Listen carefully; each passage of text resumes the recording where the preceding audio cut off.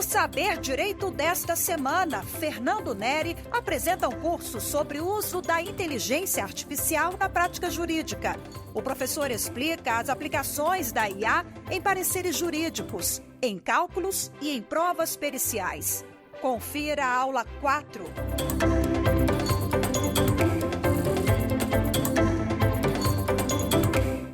Olá, amigos, sejam bem-vindos. Esse é o programa Saber Direito. Eu sou o professor Fernando Neri e estamos aqui hoje para dar continuidade ao nosso curso de Inteligência Artificial na Prática. Tivemos na primeira aula uma demonstração ali dos fundamentos da inteligência artificial.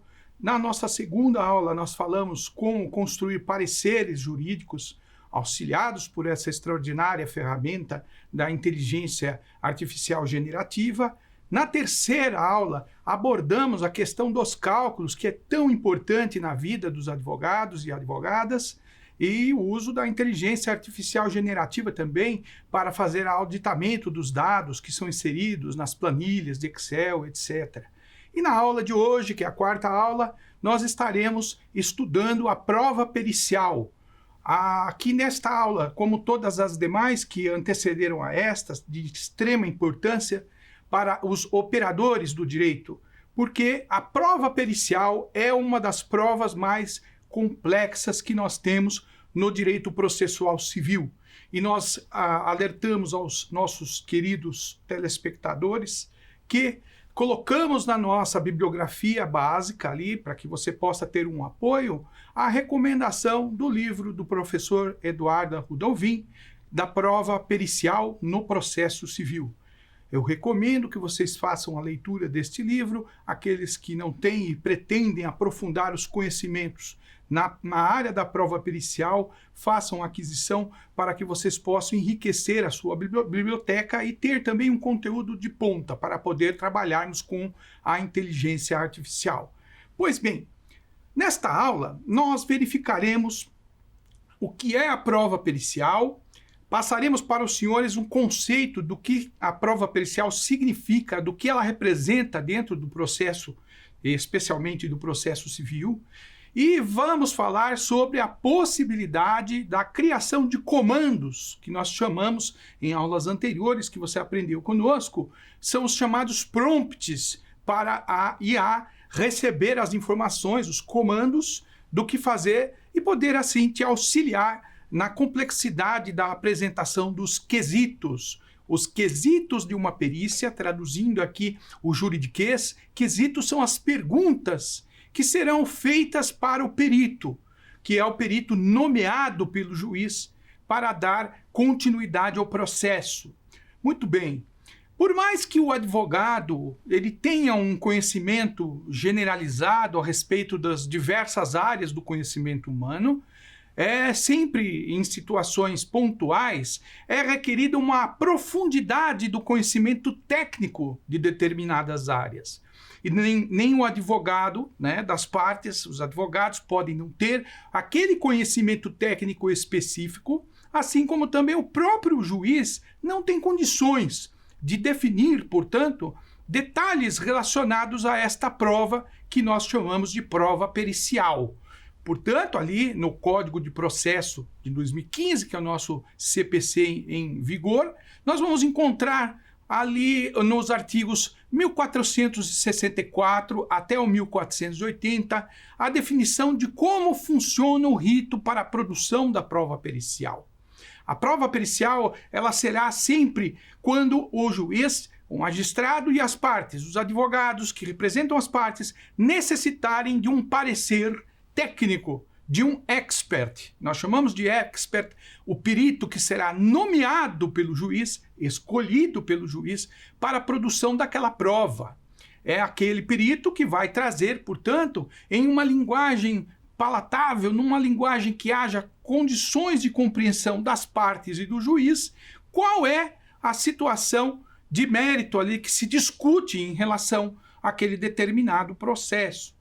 O juiz ele nomeia um perito, as partes vão dizer se concordam com aquele perito nomeado e terão dentro deste rito que está lá no artigo 465 para os seguintes, vai ter oportunidade de dizer se concordam com aquele perito ou não. Obviamente que no momento em que ele for nomeado pelo juiz para fazer a determinada perícia, ele deverá demonstrar sua expertise. Sua expertise é comprovada por meio de diplomas, por meio de um cadastro prévio que é feito junto ao Tribunal de Justiça competente, aonde estiver tramitando aquele processo, e ele será nomeado com base no conhecimento técnico e na robustez da sua capacidade para a produção daquela prova. Nós temos diversas áreas do conhecimento. A engenharia, por exemplo, em seus diversos ramos, né? A engenharia mecânica, a engenharia civil. Temos também a questão ligada, portanto, ao direito imobiliário, a questão daquele que possui a expertise para verificar o preço de um imóvel que estiver numa disputa judicial, e aí ele precisa de um perito, o juiz, ele precisa deste que nós chamamos de auxiliar da justiça. Os peritos, os expertos, são auxiliares da justiça, porque eles vão aclarar pontos obscuros pela ausência do conhecimento técnico do juiz e das partes envolvidas. Além disso, nós temos as áreas do conhecimento das mais vastas possíveis, como a medicina. Esta semana, para ser mais preciso, ontem, eu estive me deparando com um laudo pericial onde nós estamos questionando um possível erro médico, que comentarei aqui mais à frente com vocês, como é que a inteligência artificial generativa ela pode nos ajudar como uma base de apoio, tanto para a formatação das perguntas, que o CPC chama de quesitos, que serão feitas ao perito, como também para a análise do laudo que é entregue. Porque o perito, ao terminar o seu trabalho, ele entrega um laudo. E esse laudo também precisa ser revisado. E nós temos agora um mecanismo de tecnologia que pode ajudar os profissionais do direito a analisarem este laudo que é entregue, verificar se tem algum furo, alguma falha, algum ponto de obscuridade ali que precise ser esclarecido, facilitando o uso no dia a dia dos operadores do direito. Pois bem, quando nós temos a nomeação do perito, o juiz ele vai intimar as partes e dizer, olha, nomeio como perito o doutor fulano de tal, que tem a especialização tal, cujo currículo, vocês podem verificar. Digam as partes e apresentem, portanto, as perguntas, que eles chamam de quesitos. Os quesitos para o início da perícia.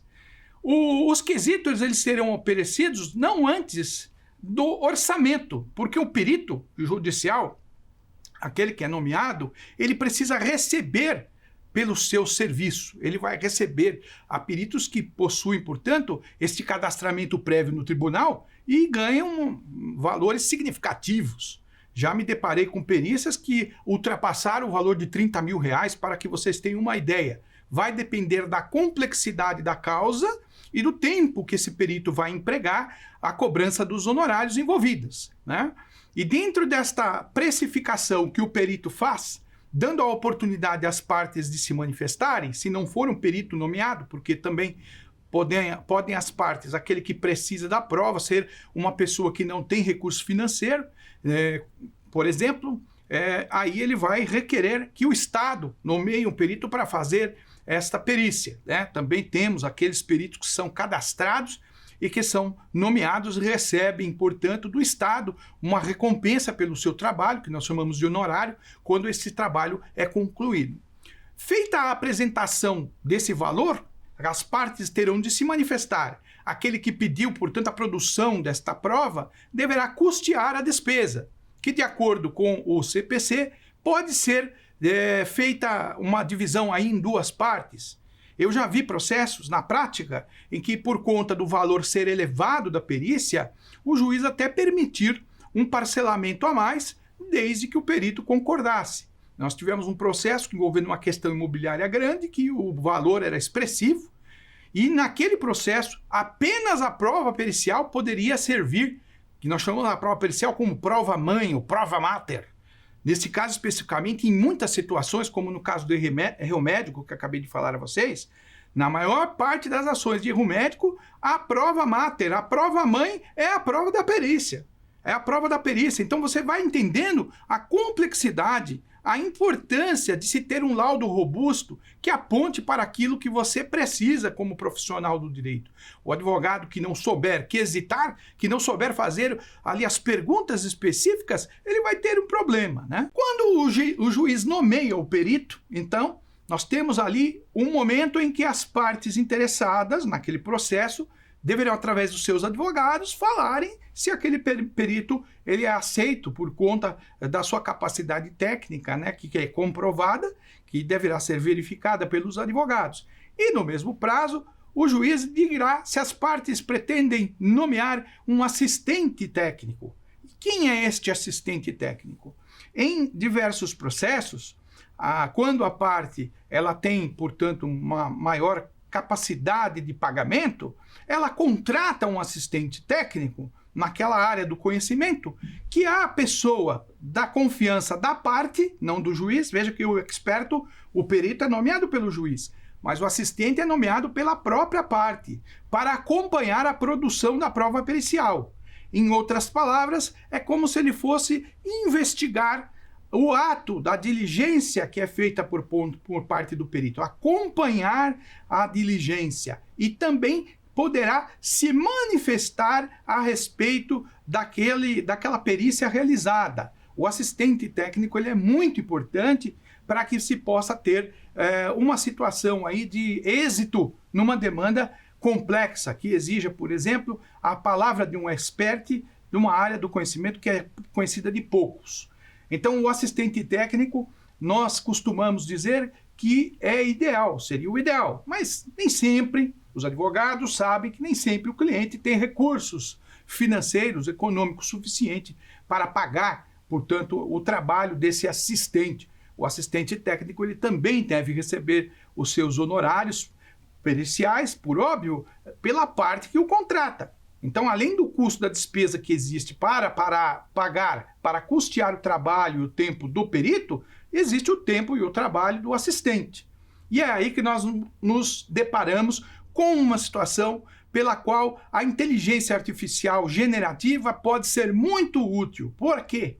Porque há a possibilidade de fazer a quesitação, de apresentar os quesitos, as perguntas apropriadas dentro da linguagem técnica específica naquela área, mesmo sem ter a capacidade de pagar um assistente técnico, fazendo uso da ferramenta de inteligência artificial generativa.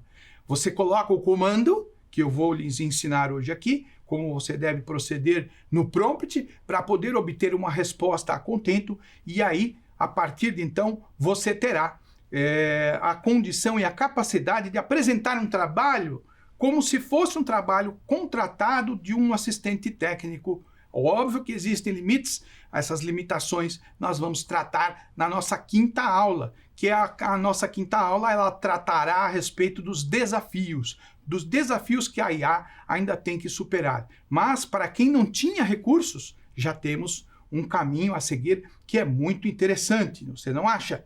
Então, continuemos a falar a respeito da prova pericial. Vamos conduzir a prova pericial para o lado agora que nos interessa. Muito bem. Nomeou o perito, já perguntou à parte, o juiz, que está conduzindo e presidindo o processo, se há interesse na nomeação de assistente. Se tiver, apresenta. Se não tiver, já vai ter que apresentar, na sequência, os quesitos, que você já sabe, são as perguntas que serão respondidas pelo perito. Se você faz a pergunta errada, a pergunta ela vai vir com uma resposta insatisfatória. Se você faz a análise do cálculo, quando ele é entregue lá, o cálculo ou a perícia que foi realizada, seja ela da anatomia humana, né, seja ela uma perícia de engenharia, contábil, enfim, dos mais elevados ou diversos, múltiplos ramos que existem de ciência, se você não souber interpretar o laudo quando ele está pronto, por óbvio que você não terá como pedir um complemento do laudo. Porque quando um laudo ele chega para o advogado, ele vai ter a oportunidade, pelo princípio da publicidade, de falar sobre a assertividade daquele laudo. Se o laudo está correto, se o laudo está contraditório, se o laudo está ambíguo, aonde que ele peca, o que ele precisa melhorar. e, de acordo com o artigo 473, ele poderá pedir uma prova complementar, ele poderá pedir um laudo complementar, ou se for uma situação de contradição e que coloque, por exemplo, este laudo em xeque, demonstrando incapacidade como imperícia, e tive eu a oportunidade de participar de um processo na Baixada ali, perto da Baixada do Litoral de São Paulo, participei de um processo que envolvia uma grande empresa, a qual nós não podemos revelar, e acabou-se o perito que foi nomeado para poder examinar os aplicativos de uma plataforma conhecida, ele acabou se denominando incapaz. Depois de oferecer o laudo, ele disse que tinha imperícia e que o laudo estava errado. Isso pode acontecer. Mas por que foi possível vislumbrar isso? Por conta do assistente técnico que a parte havia contratado, que levantou os questionamentos que colocavam em dúvida o trabalho realizado pelo perito. E, obviamente, como o perito ele trabalha com uma nomeação feita pelo juiz, ele tem o dever de dizer a verdade. Ele tem o dever, que é assumido perante o Poder Judiciário, de ser veraz em tudo aquilo que ele faz, de ser verdadeiro. E aí houve, então, uma situação na qual, de forma inusitada, este perito acabou pedindo para ser destituído do cargo porque se entendia incapaz para poder dar aquele parecer, aquele parecer técnico dentro do processo. Mas e aí? Como é que eu faço se eu estou advogando e eu não tenho condições para que o meu cliente, ele pobre, ele não tem recurso financeiro, que ele possa elaborar os quesitos para um determinado caso? Veja só que interessante. Aí vou mencionar para vocês aqui. O caso que eu vou mencionar aqui é um caso do nosso escritório. A criancinha nasceu. No momento em que ela foi nascer, né, que ela estava para ser, a mãe estava para dar à luz, houve complicações neste parto. E durante a complicação de parto, ao invés de fazer a cesariana, os médicos optaram por fazer pelo parto normal. No entanto, para que a criança pudesse sair do útero materno, acabaram puxando o bracinho, né? E ocasionou uma lesão, que a gente chama, a lesão aqui, ó, num nervo que é ligado, chama lesão plexobraquial, em que a criança ficou com uma lesão, portanto, por conta de um erro médico no nascimento. Estudamos o caso, a cliente nos trouxe, eu falei, temos que fazer o acompanhamento, vamos fazer os laudos. Havia laudo médico constatando que ela teria uma lesão plexobraquial, que é o nome que dá. Quando você depara com o nome desse advogado, advogada, você não é médico, você é técnico do direito. Se eu falar para você inconstitucionalmente, você sabe o que é. Dependendo da palavra, aí se eu falar para você, né, sei lá, enfiteuse, você sabe o que é, porque você estudou o direito, você conhece. Agora, plexobraquial, o que é isso? A IA, ela vai te dizer o que é exatamente, em que situação se aplica. É o prompt que você vai pôr lá para que ele entenda como isto funciona. Essa lesão, eu não entendo. O nome do medicamento, que medicamento é esse que foi administrado? Para que é? Eu não preciso conhecer a bula. Se eu jogo no prompt do comando, ele tem, pela sua capacidade de fazer a leitura e a análise no treinamento, a inteligência artificial vai me dar até a bula daquele remédio para que se aplica. Veja, aqui nós temos aquilo que Henry Ford pagava fortunas para ter, você tem hoje ao preço dos pacotes que eles cobram da inteligência artificial generativa. Uma vez perguntaram para Henry Ford, como é que você, não sendo uma pessoa que tem conhecimento profundo em mecânica, inventou de construir automóveis, né? Aí o Henry Ford disse que falou para ele, você quer ver uma coisa? Vem aqui. Pergunta qualquer coisa de qualquer área do conhecimento humano que você queira saber. Aí falou, vamos, medicina, por exemplo. Aí ele apertava um botão na mesa e vinha um técnico que ele pagava por mês e falava, pois não, seu Henry Ford, qual é a pergunta? Ele falou, pergunta outra aí.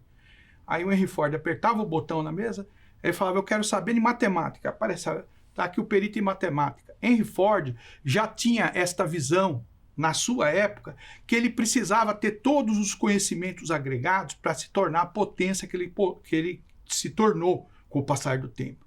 Mas isso era só acessível a pessoas que tinham um grande prestígio. Quem conhece a história de Henry Ford sabe que ele começou a sua indústria do automóvel, com a invenção do automóvel, sem dinheiro. E ficou muito rico por conta do prestígio que tinha e da confiança que ele tinha das pessoas que lhe emprestaram o dinheiro para começar a empreender. Mas ele tinha, na época, a IA generativa dele. Podemos dizer, era uma IH generativa, né? Ele tinha lá uma inteligência humana. Mas quanto que fica para você pagar isso nos dias atuais? Uma fábula, né? Nós estamos falando de dificuldade. Imagina, você chega lá, o seu cliente vai fazer uma perícia. E você fala para ele, eu preciso fazer assistência. O perito fala, é 10 mil reais, é 15. Já é uma situação que pode configurar o quê? Uma dificuldade no acesso à justiça.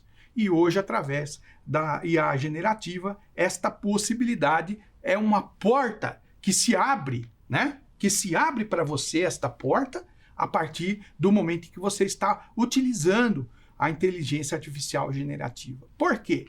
Porque você pode perguntar através dos prompts qualquer coisa para para a inteligência generativa. Qualquer coisa você pode perguntar e ela vai saber lhe responder. Eu tenho um filho que é engenheiro civil e uma vez ele estava lá fazendo as coisas dele, a planta, etc. E ele falou, eu estou com uma dúvida aqui com relação à composição de asfalto e tal, mas é muito complexo, eu não sei o que fazer. E ele não conhecia a IA generativa. E eu disse a ele, meu filho, você é um estudioso, mas você tem que ter essa ferramenta de apoio para o seu trabalho. Experimente, faça as perguntas. Quando foi de noite, ele já me ligou todo maravilhado. Pai, que coisa incrível! E como que pode ter respondido com tanta precisão? Então, antes que você fique também muito empolgado, vou dizer para você o que disse para o meu filho. Não vai com sede ao pote. Calma, é maravilhoso, é uma coisa que deixa a gente muito empolgado, mas existem desafios que a IA ainda não superou. A gente tem que fazer o auditamento das respostas. A gente tem que confirmar tudo. Sim, confirmar muito bem. E é aí que tem a vantagem, porque aqueles que dizem que a IA vai tomar o serviço dos advogados estão redondamente enganados, porque uma justiça que seja justa, ela tem que ter a participação do ser humano na ponta. Ele tem, como eu já disse nas aulas anteriores, na nossa primeira aula, falei sobre isso, citando ali os ensinamentos do professor Hartmann, que eu de novo referencio, que são necessários para uma leitura. Quem quiser aprofundar na área precisa ler. Ele é um professor irresponsável, portanto, pelo cuidado que está tendo aí o Supremo Tribunal Federal e o CNJ no empreendimento de fazer os filtros dos recursos extraordinários, recurso especial. Então, vá lá, se debruce e verifique. Na quinta aula nós estudaremos os desafios. Mas para quem não tinha nada, partiu do zero, você não está no zero mais. Agora você já tem uma tábua rasa ali que te permite dar um salto e ganhar com isso maior produtividade e ganhar uma visibilidade, portanto, porque quando um perito for ler aquele quesito que você fez, ainda que fosse pela IA generativa, que você confirmou as informações, ele vai perceber que ele não vai poder tapear você com nenhum tipo de conversa mole. Desculpe aqui o jargão popular, né? Mas é para facilitar o contato com você, para você entender que às vezes uma perícia pode ser mal feita. Nem sempre, mas às vezes ela pode ser mal feita, a perícia ela pode apresentar erros, a perícia ela pode não detalhar definidamente com cuidado aquilo que é necessário ser detalhado, e cabe a quem averiguar isso? Ao advogado, que se não tem o conhecimento técnico, agora tem uma ferramenta de otimização para melhorar a qualidade dos seus questionamentos. Questionar faz parte do direito de defesa.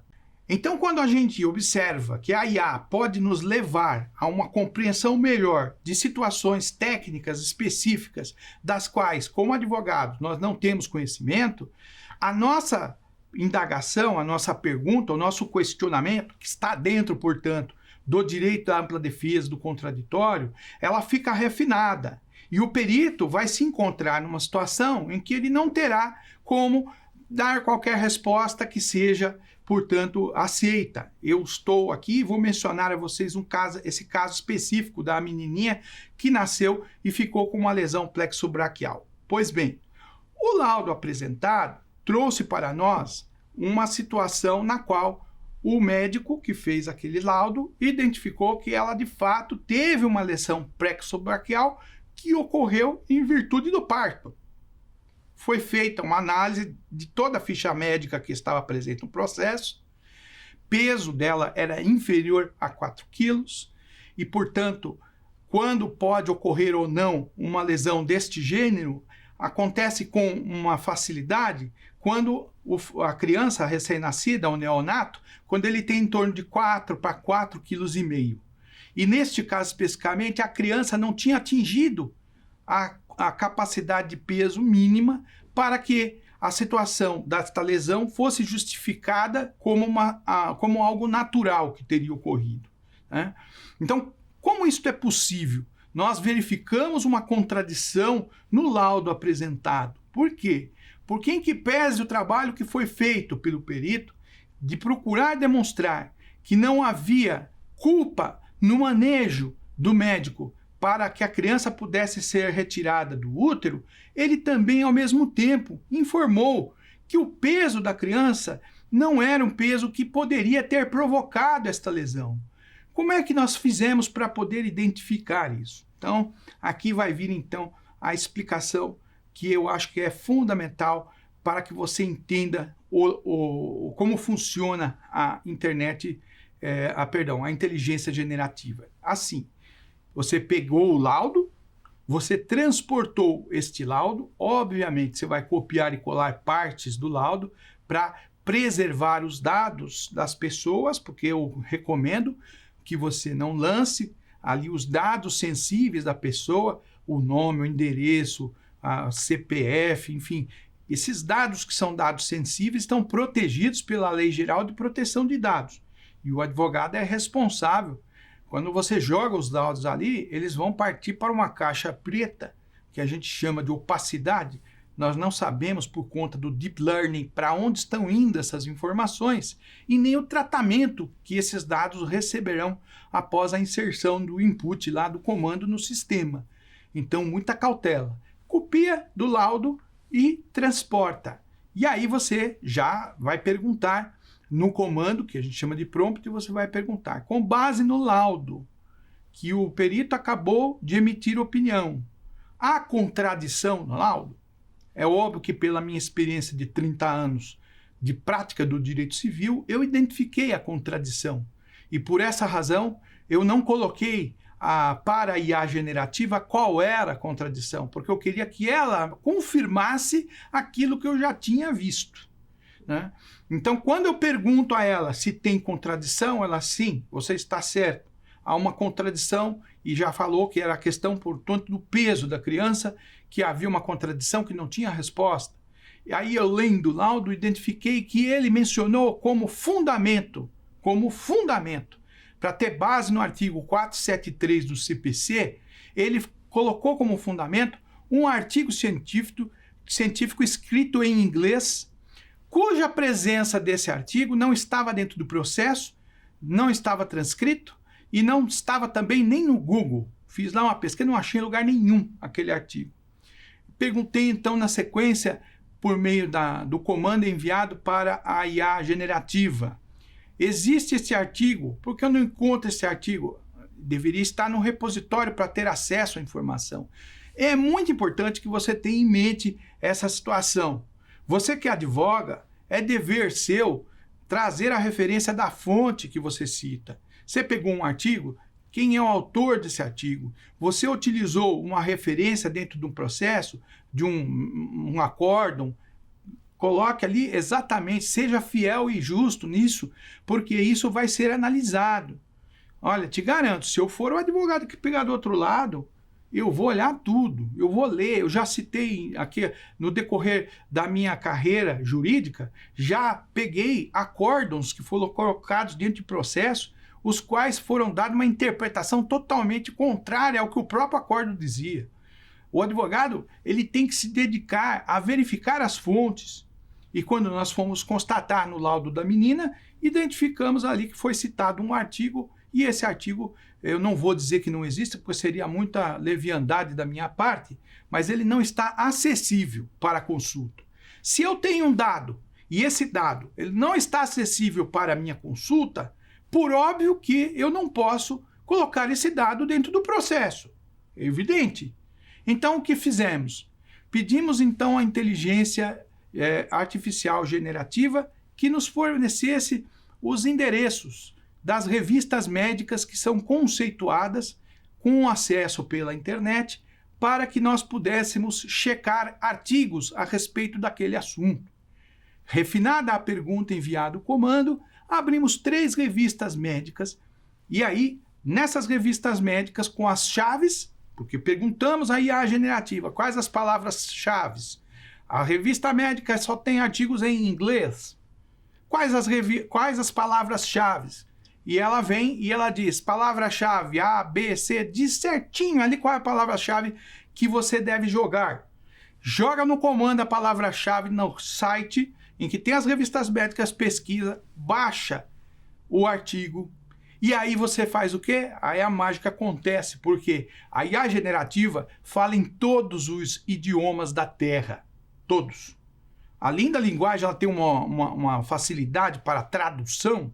Você lança ali o artigo em inglês completo e fala, eu quero um resumo deste artigo na minha língua nativa. E, por favor, que você me forneça aonde está o trecho dentro desse artigo em que existe a demonstração de que o laudo está contraditório. E aí ela vai apresentar, né, uma resposta no output quando vier na tua frente no chatbox que você lançou, ela vai demonstrar exatamente o trecho onde está, em língua inglesa e em língua portuguesa nativa, porque você pediu na sua língua nativa. Você transporta aquela matéria, constrói, portanto, situação como essa, você levaria o quê? Meu Deus, para poder questionar. Primeiro que eu ia ficar dependente de um perito para poder analisar o laudo.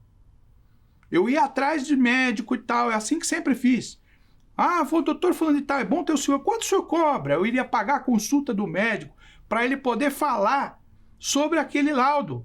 E agora não. E quando você verifica a qualidade do trabalho que é entregue na ponta, dos questionamentos, daquilo que se visualizou, fizemos então os quesitos e dissemos ao juiz, excelência, este laudo é contraditório e não atende às perguntas feitas pela autora, né?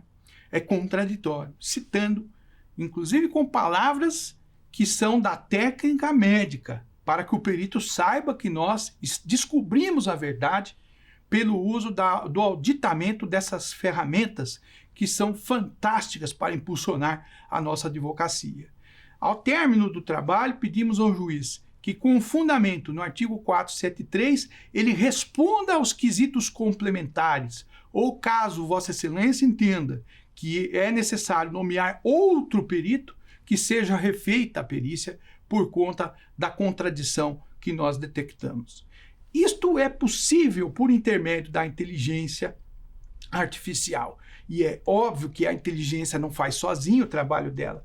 Ela precisa que nós, advogados, façamos o auditamento das respostas. Auditar a resposta é checar a fonte, verificar se a parte contrária vai ter acesso àquela fonte, caso ela queira refutar o que eu estou dizendo.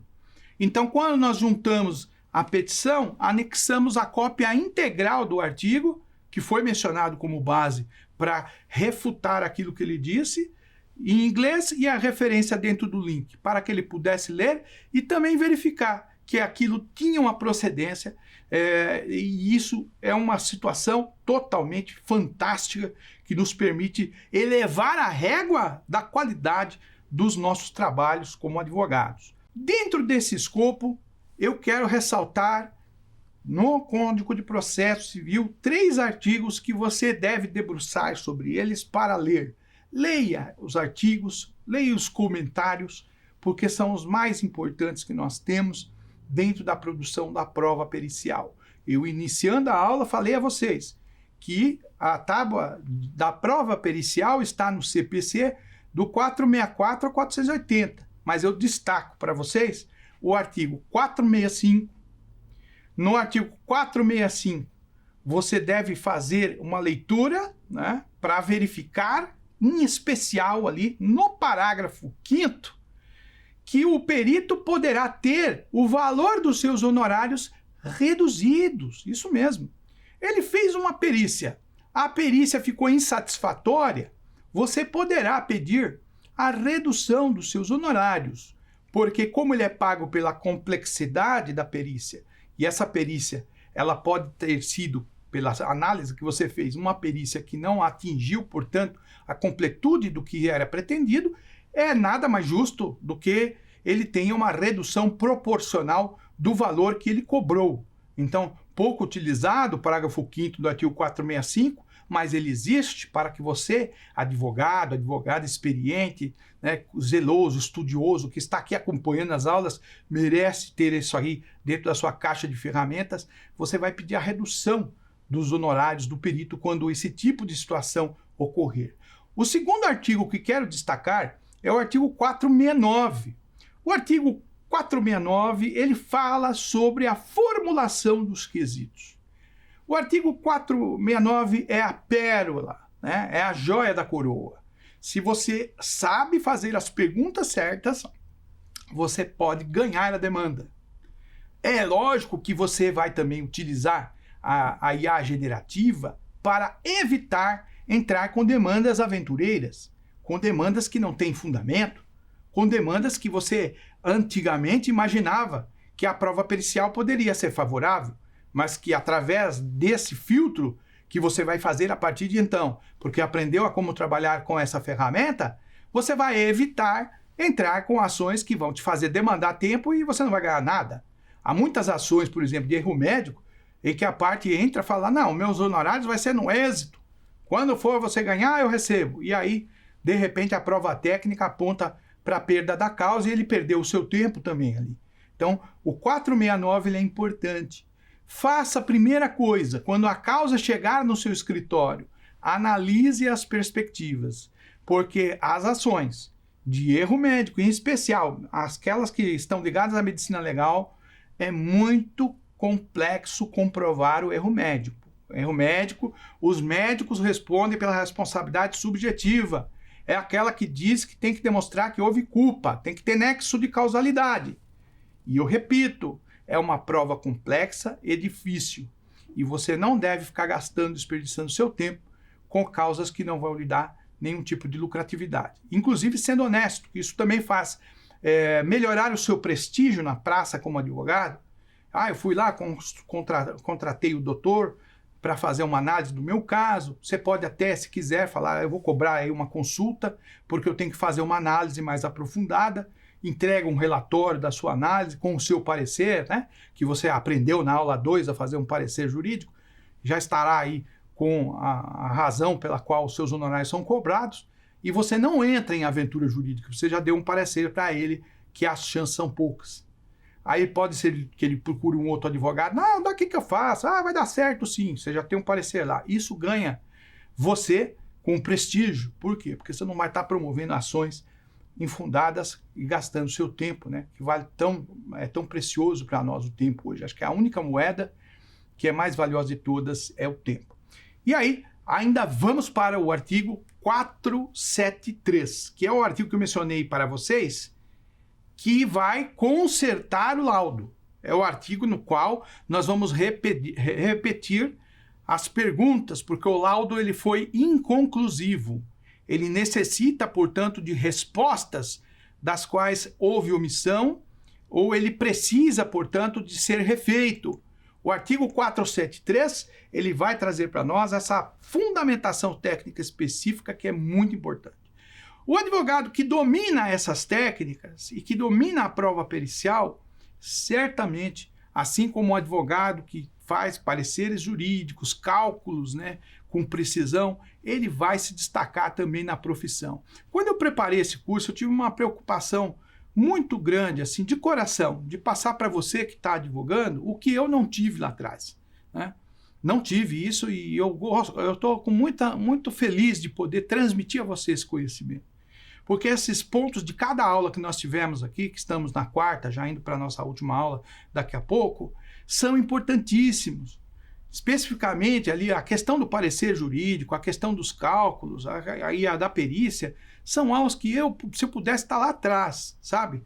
Quando eu comecei a fazer direito, eu pudesse ter a oportunidade de aprender isso que vocês estão assistindo aqui, eu ficaria muito grato. E com certeza isso teria dado uma alavancagem na minha carreira muito grande.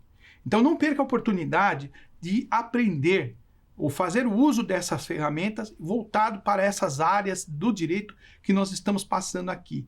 E a internet facilita muito, né? Você volta à aula, você pausa, né? Outros vão colocar isso aí para ouvir no carro, enfim. É muita ferramenta para que você possa crescer profissionalmente, tá? Então o perito ele vai ter algum trabalho daqui para frente, né? O perito com o advogado que tem a habilitação e a expertise para trabalhar com a inteligência artificial generativa, ele vai começar a ter muito trabalho, porque ele não vai poder colocar qualquer coisa, né? O próprio juiz da causa também, que os juízes já estão começando a utilizar a IA generativa, e claro que eles vão ter a ética e o cuidado de tomar cuidado com aquilo que nós estamos explicando que não se deve fazer. Mas um juiz ele poderá ter acesso ali a uma das ferramentas pelo pacote, entrar lá e examinar se aquele laudo ele está contente ou não. E se tiver dúvida, óbvio que não precisa só as partes mencionarem, o juiz ele poderá fazer os seus quesitos também, seus questionamentos para o perito. Então é muito importante que as perguntas que você for fazer, elas fiquem claras, objetivas, que elas sejam transparentes e diretas. Sempre que você utilizar a razoabilidade para fazer os seus pedidos a um juiz de direito, né, sem colocar emoção, sem uma linguagem técnica, não muito juridiquês, porque o juridiquês é uma coisa que ficou para o passado. Nós estamos hoje pensando em uma justiça integrativa, na possibilidade de colocar o acesso para as pessoas, e por isso eu tive muita preocupação em não complicar muito as nossas aulas aqui. Então, você vai e faz a pergunta ao juiz direta, de forma clara, objetiva, e uma pergunta que a parte contrária possa entender também. Isto é dar acesso à justiça, né? Eu não posso cercear o conhecimento da outra parte. Para que você entenda, quando nós falamos em cálculos, que nós tivemos a oportunidade de falar na nossa aula 3, houve ali uma preocupação de demonstrar no cumprimento de sentença. Vamos imaginar o seguinte: como é que uma execução de um título extrajudicial ou um cumprimento de sentença, ele pode ficar 13 anos sem uma atualização de cálculo? Eu peguei um caso lá assim, 13 anos sem atualização de cálculo. E quando o credor exequente veio executar, o processo que era de papel já tinha se transformado em digital. Então eu pedi ao juiz, falei, eu preciso agora dos autos originais. Não, já foi publicado. Teve prazo para se manifestar. Excelência, eu entrei no processo agora. Tem que ter acesso. Qual era a finalidade? Verificar as planilhas de atualização.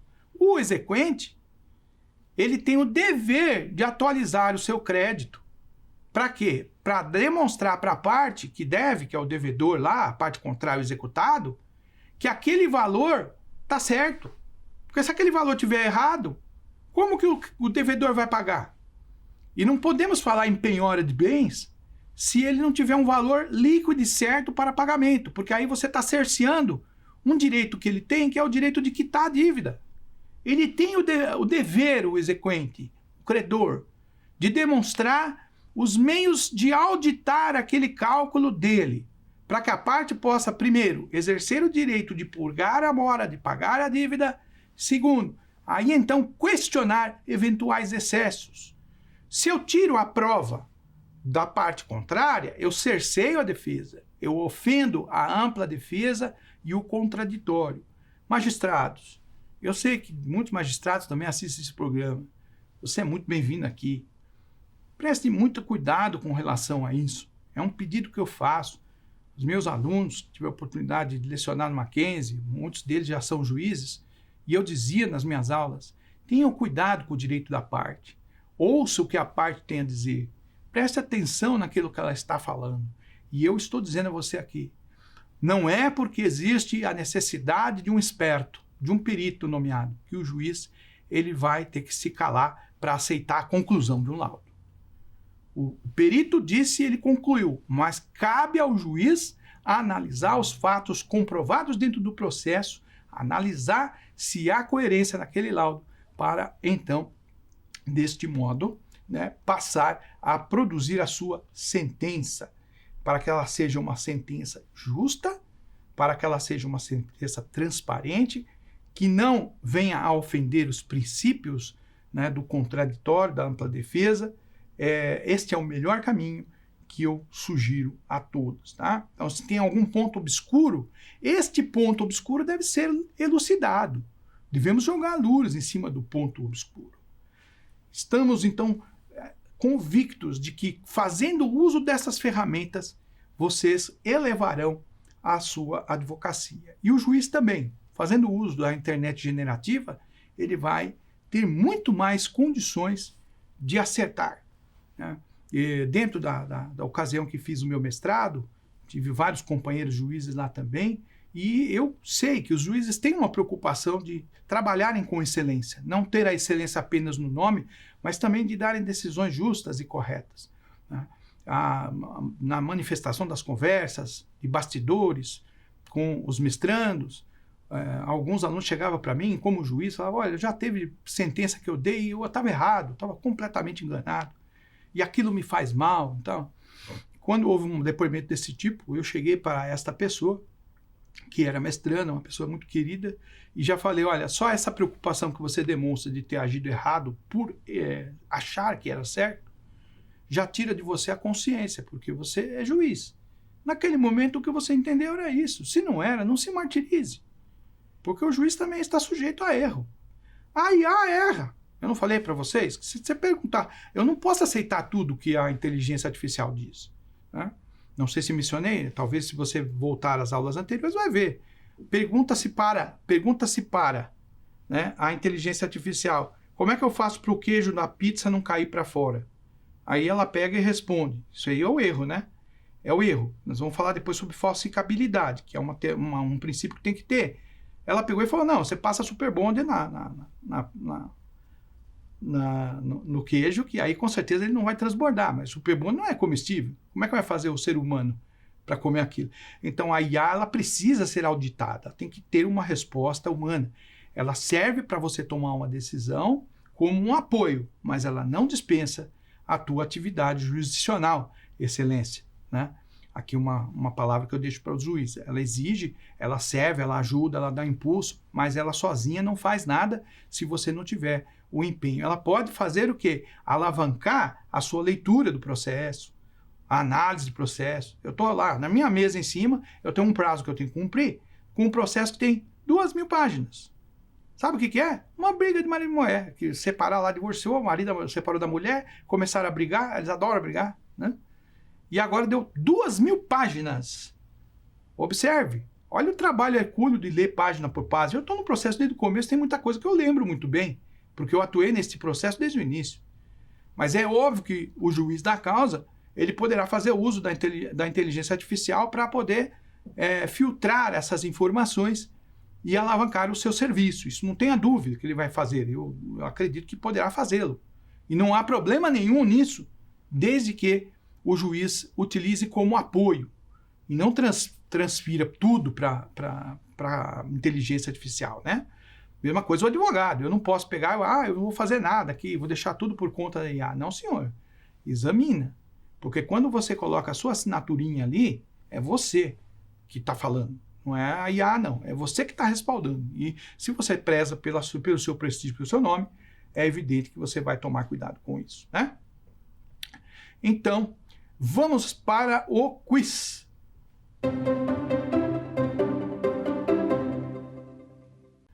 Como a inteligência artificial pode auxiliar na criação de quesitos para perícias técnicas? Letra A, reduzindo o número de perguntas necessárias. Letra B, substituindo o perito no julgamento.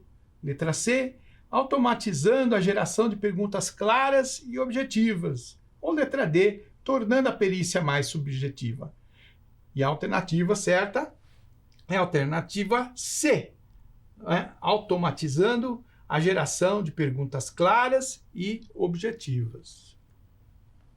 Ok, você verificou que ela vai fazer o trabalho de análise do laudo, Se não tem o caso ainda, ela vai fazer a IA, ela vai fazer o trabalho de análise dos fatos que você citou.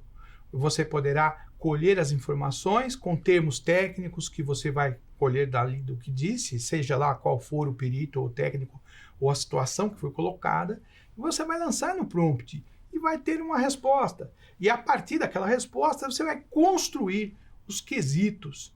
Embora exista essa capacidade de leitura, de automatização de tudo que você lança na ferramenta, você não pode se esquecer que o automático não quer dizer que está pronto, precisa ser auditado, tá bom? Essa é uma ênfase que nós temos aqui, muito importante, em relação a esta resposta do quiz que você acabou de ver comigo aqui. Vamos para a próxima pergunta.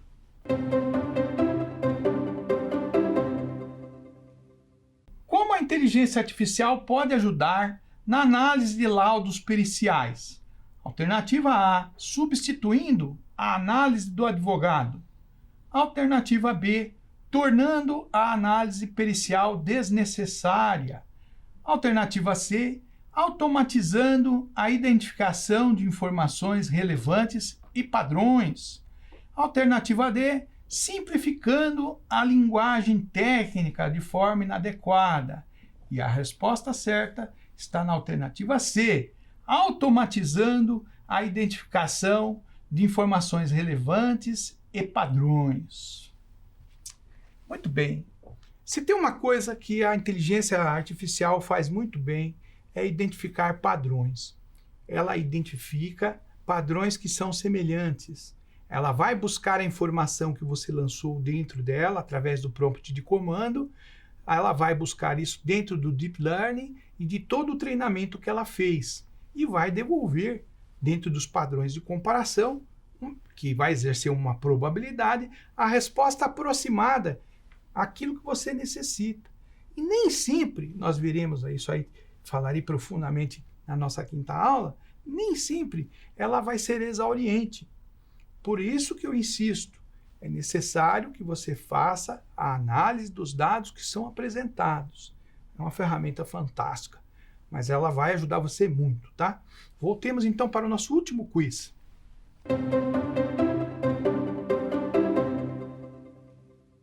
Como a inteligência artificial melhora a clareza na prova pericial? Alternativa A, automatizando a revisão e a sugestão de melhorias nas perguntas. Alternativa B, criando quesitos mais confusos. Alternativa C, eliminando a necessidade de peritos humanos. Alternativa D, aumentando a subjetividade das perguntas. E a resposta certa está na alternativa A, automatizando a revisão e a sugestão de melhoria nas perguntas. Quanto mais claro for para o juiz e para as partes o que você pretende com aquela prova, melhor. Quanto mais claro, menos juridiquês, mais tecnicidade, tocando nos pontos de forma objetiva, porque a IA vai te ajudar a filtrar tudo aquilo que não precisa, você vai tirar do seu caminho e, principalmente, destaco a vocês aqui a clareza das suas colocações. Hoje nós estamos numa época em que tudo é fluido, não se tem tempo para quase nada. Então, o juiz ele precisa entender o que está no processo, as partes também. Sempre lembrando que quanto mais claro você for nas suas colocações, nos seus posicionamentos, melhor advogado você será, melhor operador, operadora do direito você será. Eu espero que você tenha gostado desta aula, que foi com muito carinho desenvolvida por mim, para falarmos sobre a prova pericial. Lembrando a você que eu os espero no nosso próximo encontro, aula 5, na qual apresentaremos os grandes desafios que a IA, a inteligência artificial, ela enfrentará para continuar servindo aos operadores do direito. Especificamente nesta aula, traremos para vocês alguma novidade em relação à Justiça 4.0, que está muito na moda, né? Que está em ascensão, para que se entenda também os problemas relacionados ao uso da inteligência generativa, de inteligência artificial generativa especificamente, para que quando você fizer o uso da ferramenta, você haja com responsabilidade, com ética, com consciência. Muito obrigado, meus caros. Ficamos por aqui. Até o próximo. Quer dar alguma sugestão de tema para os cursos do Saber Direito? Então mande um e-mail para a gente, saberdireito@stf.jus.br. Você também pode estudar pela internet. Acesse o nosso site radioetvjustiça.jus.br ou pode rever as aulas no canal do YouTube, @Rádio e TV Justiça.